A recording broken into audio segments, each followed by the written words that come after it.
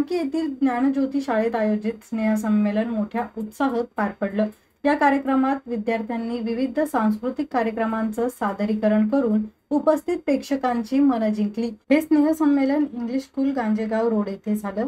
या स्नेहसंमेलनात अध्यक्षस्थानी संस्थेचे अध्यक्ष डॉक्टर LM रावते, अमल जोरिया, प्रफुल्ल काठोरी, संजय कुंभारवार, सतीश बोपिनवार, अतुल एरावार, सुभाष कस्तुरे, भंडारी निलेश पुरी यांच्या प्रमुख उपस्थितीत स्नेहसंमेलन पार पडलं। Sanjay Jadhav, 3D news, Yavatmal.